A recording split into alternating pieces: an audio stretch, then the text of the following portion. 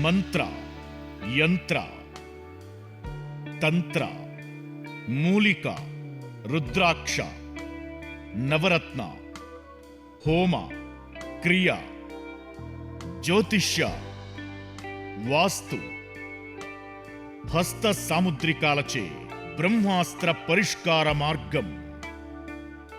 శ్రేయం గురుదత్త. ఆత్మీయులందరికీ స్వాగతం. మనిషి సృష్టించబడినప్పుడు ఈ సృష్టిలో ఉండేటువంటి సమస్తమైనటువంటి ఈ భౌతిక ప్రపంచంలో ఉండేటువంటి జలచరాలు కావచ్చు, భూచరాలు కావచ్చు, ఆకాశంలో సంచరించేటువంటి సమస్త పక్షులు ఏదైనా సరే ఈ భూమిపైన ఉండేటువంటి సమస్త జీవరాశుల కన్నా అత్యంత శక్తివంతంగా భగవంతుడు మీకు ఈ మెదడు అనేటువంటి ఒక విధానాన్ని సృష్టించడము, అది ఎంతవరకు మీరు వికసింప చేసుకోగలిగితే అంతవరకు చేసుకునేటువంటి విధంగా తన యొక్క సంపూర్ణమైనటువంటి శక్తి స్వరూపాన్ని ఒక మెదడు రూపంలో భగవంతుడు మీలో నిక్షిప్తం చేస్తూ మిమ్మల్ని ఉద్భవన చేయడం అనేటువంటిది జరిగింది. ఇది వాస్తవం. మనము పరిపూర్ణంగా ఇక్కడ మీకు శరీరము ఇవ్వబడింది. మనకు శరీరం ఉంది, మనసు ఉంది, బుద్ధి ఉంది, జ్ఞానము ఉంది, అలాగే జీవము ఉంది, ప్రాణము ఉంది, అన్లిమిటెడ్ ఎనర్జీ ఉంది. ఇన్ని ఉన్నాయి మన శరీరం. మనకి ఇన్ని ఇవ్వబడ్డాయి. వీటిని అన్నిటినీ కూడా మీరు పరిపూర్ణంగా ఉపయోగించుకొని ఆకాశమే హద్దుగా చెలరేగుమని, ఎదగమని, ఒక గొప్ప స్థితిని పొందుమని, ఒక అద్భుతమైనటువంటి జీవన ప్రమాణ విధానాలను పెంపొందించుకోమని, వీలైతే ఇతర జీవులకు, ఇతరులకు సహాయం చేయమని, సహాయం చేయడం కన్నా వారికి వారు ఎదిగేటువంటి విధానాన్ని అనుసరింపచేసేలా మీరు వారికి సహాయం చేయమని, ఇలా మీకు అనంతమైనటువంటి శక్తిని దైవము తానే స్వయంగా మీ మెదడు రూపంలో మీలోకి రావడం జరిగింది, నిక్షిప్తం కావడం అనేది జరిగింది. దీనిని మనము 200% ఉపయోగించుకొని తీరాలి. మీరు డబ్బు కోసం కావచ్చు, ధనం కోసం మీరు ప్రయత్నాలు కావచ్చు, లేదా ఒక ఒక ఒక విధానంలో ఇక్కడ ఏదైనా ఒక రంగం తీసుకుంటే ఆర్థిక రంగం కావచ్చు, రాజకీయ రంగం కావచ్చు, సినిమా రంగం కావచ్చు, ఇక్కడ స్పోర్ట్స్‌కు సంబంధించినటువంటి రంగం కావచ్చు, ఇక్కడ ఏ రంగమైనా సరే ఒక గొప్ప సైంటిస్ట్ కావచ్చు, కొత్తగా క్రియేషన్ చేయాలనేటువంటి విధానం కావచ్చు, డిస్కవరీ కావచ్చు, ఇన్వెన్షన్ కావచ్చు, ఏదైనా సరే మీరు దానిని నిర్మాణము చేసుకోవాలి అని అనుకుంటే మీరు 200% మీ శక్తి సామర్థ్యాలను మీరు ఉపయోగించుకుంటే సరిపోతుంది. ఇది మీరు ఉపయోగించుకుంటూ ముందుకు వెళ్ళాలి. దీనికి అనేక విధానాలుగా మీకు ఇవ్వడం జరిగింది. మనిషి వెళ్ళాల్సినటువంటి విధంగా వెళ్ళకుండా అన్నెసెసరీగా ఇంకో రకమైనటువంటి విధానాలకు వెళ్ళడము, వెళ్ళాల్సింది ఏదో ఆ రూట్లో వెళ్ళాలి కదా.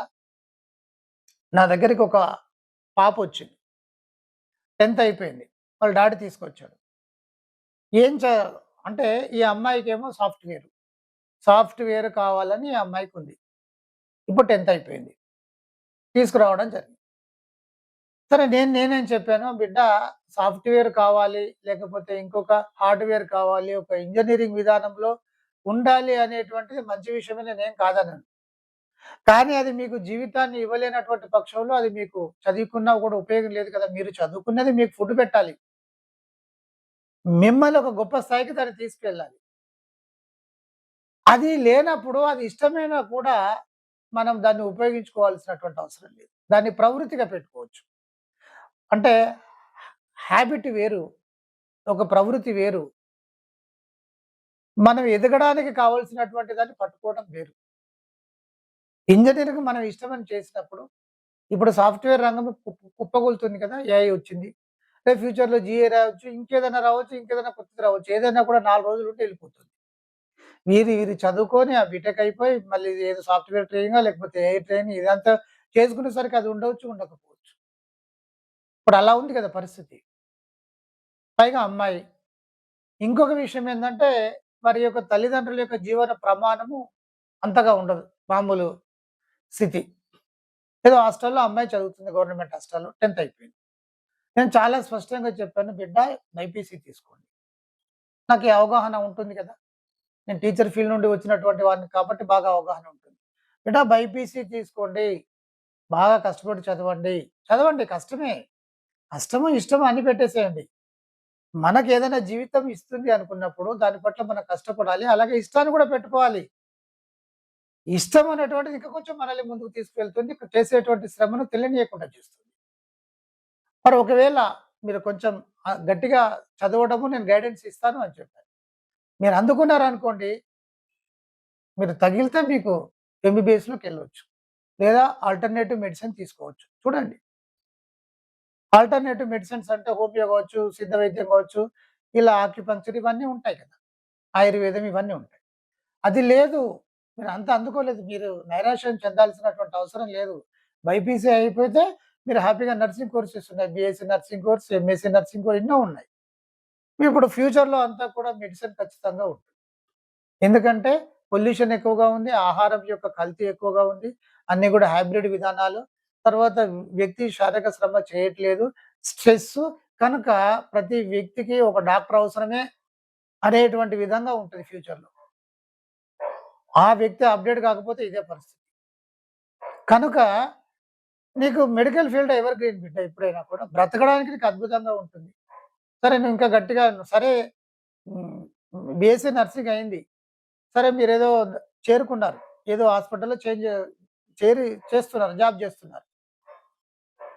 మనము డిగ్రీ క్వాలిఫికేషన్‌తోని ఐఏఎస్ కూడా మనం రాసుకోవచ్చు. ఐపీఎస్ కూడా రాసుకోవచ్చు. గ్రూప్స్ రాసుకోవచ్చు. అద్భుతంగా సివిల్స్‌కి మనం ప్రిపేర్ కావచ్చు. జ్ఞానానికి జ్ఞానం వస్తుంది. తగిలిందనుకోండి ఎళ్ళిపోతాం. తగిలింది అనుకోండి అనేది కాదు. తగలడానికి సంబంధించినటువంటి కోర్సులే నా దగ్గర ఉంటాయి. అది కొంచెం హై లెవెల్‌గా ఆలోచన చేసేటువంటి వారికి ఇవ్వడం జరుగుతా ఉంటుంది. న్యూరో సిస్టమ్ మామూలు సిస్టమ్ కాదది. ఉపనిషత్తుల నుండి, ఉపనిషత్తుల నుండి, భగవద్గీత నుండి, వేదాలలోని కొంత సారాంశాన్ని, లేటెస్ట్ సైన్స్‌ను అంటే ఇక్కడ కలిపి, మేళవించి, ఒక అద్భుతమైనటువంటి సబ్జెక్ట్‌ని మనం రూపొందించి ఇవ్వడం జరుగుతా ఉంటుంది. మనం ఏదైతే చేయాలనుకుంటామో 200% ఖచ్చితంగా చేసి తీరుతాము, గెలిచి తీరుతాము. అయితే ఇందులో ఒక చిన్న విషయం ఏందంటే, ఆ పట్టుదల మీలో ఉండాలి. యెస్ నేను చేయాలనుకుంటున్నాను. ప్రయత్నం చేస్తున్నాను, ఫెయిల్యూర్ అవుతున్నాను. సరిగ్గా దొరకట్లేదు, కన్‌ఫ్యూజ్ అవుతుంది, కంగారు పడుతున్నాను, అందుకోలేకపోతున్నాను అని అనుకున్నప్పుడు ఆ కోర్స్ చాలా ఉత్తమంగా, అత్యంత ఉత్తమంగా పనిచేస్తుంది. నేను హామీ ఇస్తున్నాను. అలా. అంటే ఇక్కడ మనలో అనంతమైనటువంటి శక్తి ఇవ్వబడింది. మనము దానిని ఉపయోగించుకుంటూ, మనము అనితర సాధ్యంగా ముందుకు వెళ్ళొచ్చు. సమస్య ఎక్కడొస్తుంది అంటే, మనిషి కావాల్సిన దాన్ని చూడడు. అనవసరమైన దాన్ని చూస్తాడు. నెగెటివ్‌నే ఎక్కువ చూస్తాడు. నెగెటివ్‌నే ఎక్కువ పట్టుకుంటాడు. తర్వాత ఈ రోజులలో మేము ఉన్నప్పుడు, మేము చదువుకునేటువంటి సమయంలో అప్పుడప్పుడే బ్లాక్ అండ్ వైట్ టీవీస్ వస్తున్నాయి. తర్వాత మాకు ఆ మొబైల్ సంస్కృతే లేదు. ఎటైనా వెళ్ళాలి అని అనుకుంటే, కాలేజీలకి వెళ్ళాలనుకుంటే సైకిలే. సైకిల్ తప్ప వేరే విధానం లేదు. అంటే చూడండి. ఇప్పుడు, ఇప్పుడు ఉండేటువంటి యువత పైన మొబైల్ ప్రభావం విపరీతంగా ఉంది. వీడికి ఏది లేదు. ఇంట్లో కూర్చుంటేనే అన్నీ వస్తాయి. ఇంట్లో కూర్చొని మొబైల్ చూసుకుంటూ కూర్చుంటాడు. పెద్దవాళ్ళ పరిస్థితి కూడా కొంత అలాగే జరుగుతున్నది. కనుక ఇప్పుడు వీరి పైన ఇలాంటి నెగెటివ్ ప్రభావం విపరీతంగా పడుతుంది. మీకు మొబైల్ ఏమంటాం మనము? మన రెండు వైపులా పదునే. కత్తికి రెండు వైపులా పదునే. మంచి ఉంటుంది, చెడు ఉంటుంది. కనుక మంచి ఉపయోగించుకోండి.